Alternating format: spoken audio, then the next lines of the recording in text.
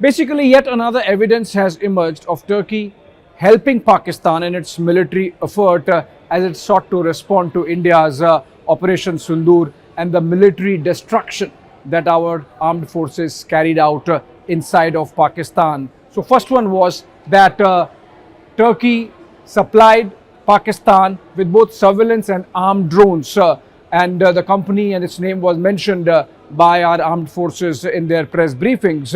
And remember the waves of drone swarms that came in. The first day about 500, second day about 700, and then about 400, and then another small stream coming in day after day till it petered out post the ceasefire. But what is important is now evidence has emerged with our agencies, and we have been shared some information about it, which is that Turkey, while it supplied those drones, it also sent in staff, contractors who could help Pakistani forces maintain, or in some cases perhaps help them in firing those drone swarms.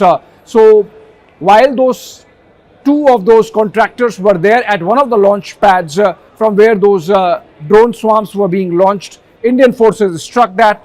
We are not being informed as yet about the specific location, but what is important is that this has happened when Indian forces struck that launch pad, the UAV launch pad as it is called, from where those drone swarms were being launched.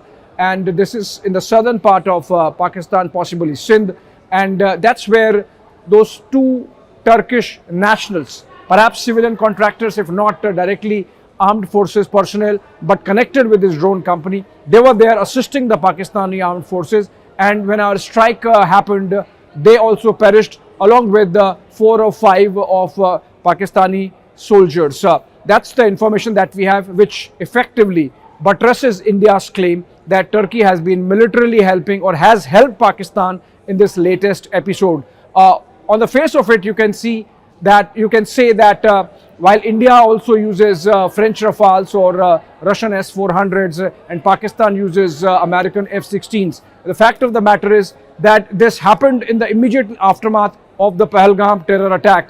You had the Turkish Air Force chief coming in and meeting with his Pakistani counterpart. That happened in the aftermath of the Pahalgam terror attack. Then you had Turkey sending in a warship, a frigate, into the Arabian Sea, and it was docked into the Karachi port. And that really gives you an idea of the mindset of the Turkish establishment, that they want to be seen to be standing with Pakistan during a military conflict. And that's something which is obviously not in the interest of India-Turkey relationship, a glimpse of which was seen when national sentiment of anger really came out, and a lot of people decided that they should not be going to have vacations in Turkey, and trade bodies, associations decided that in whichever manner they can, they should taper off their business relationship also. Obviously, given the kind of sentiment that's there on the ground, there would be consequences for Turkey also, as they fancy themselves now. Under Recep Tayyip Erdogan, Turkey has been styling itself as the center of the new caliphate, in jousting with Riyadh and competing with Saudi Arabia.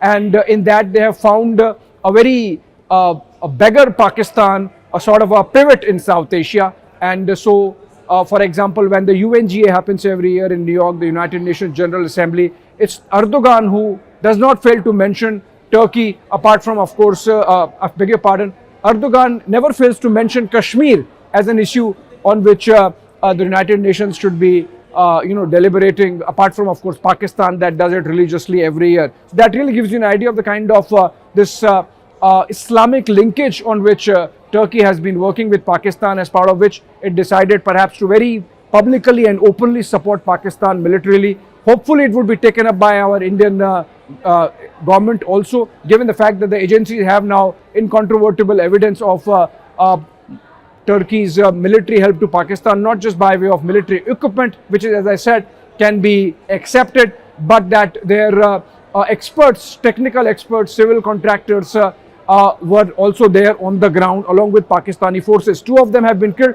possibly there were more, and that's something which Istanbul or Ankara also has to explain.